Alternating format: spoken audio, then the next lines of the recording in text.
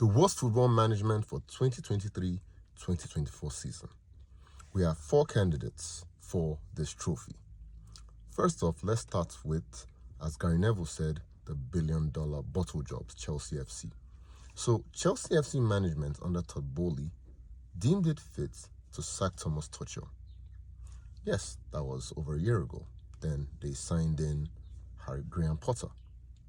But this season, they decided to put in Mauricio Pochettino. So Mauricio Pochettino was supposed to come in and give them free-flowing football, grow up the youngsters, and so forth. First half of the season, Pochettino was terrible, but he still managed to get them to a Carabao Cup final. Then he managed to take them from their position in 11th all the way up into the Conference League. Seems like a good one, but they decided to sack him. And right now, Chelsea FC have no coach currently. They have a lot of people that are going for their positions, but really, really strange choices. Erik ten Hag is looking like one of the possibilities. So that is our first candidate. Our second candidate is Manchester United. Manchester United management under Ineos decided to bring in Erik ten Hag 2 seasons ago. Last season, Ten Hag got them to the FA Cup final, and he gave them the Carabao Cup, also to a top 4 finish. This season, agreed, he hasn't done too great. He was bottom of the Champions League group, and they barely scraped into the Europa League.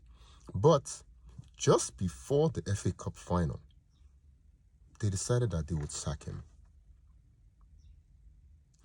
To me, that was a funny decision, because you would have at least let him concentrate on the FA Cup final. And then after that, decide what you want to do. But they decided that they will let him know that he will not be needed anymore. He then decided to win the FA Cup against Man City. Right now, Ineos are looking like, what do they do? Even Ten Hag now said a statement. In the statement, he said, in 2 years, I've won 2 trophies and gotten to numerous finals. If they don't want me anymore, I'll go to another club who wants to win trophies, because that is what I do. I win trophies. So, what do Ineos do? That is our second candidate. Then our third candidate, Barcelona FC. Wow. They had Xavi. Xavi was fantastic last season. He won them the La Liga, got them back to the Champions League. All good. This season, results were not too good, but he was still grinding them out. Then in the Champions League, they went a bit far, but they were ultimately knocked out. Then it was said that they would sack Xavi. That was already decided. And all of a sudden, they then decided that they would keep Xavi. They were having another discussion with him. And then they now sacked him again. What are they thinking? And right now, the person that's rumored to be taking up that position is Hansi Flick. Then our last position, or our last contender for this position, is Bayern Munich. Bayern Munich signed Thomas Tuchel last season. Without a striker, he was able to give them the Bundesliga. But this season, they then decided that they would sign a striker, since that was just the missing piece of the puzzle.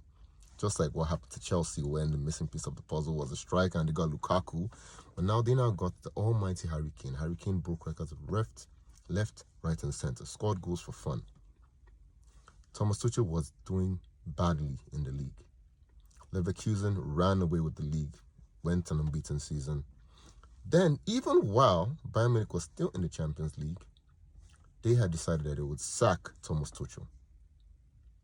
Ironically, Thomas Tuchel now started doing even better in the Champions League.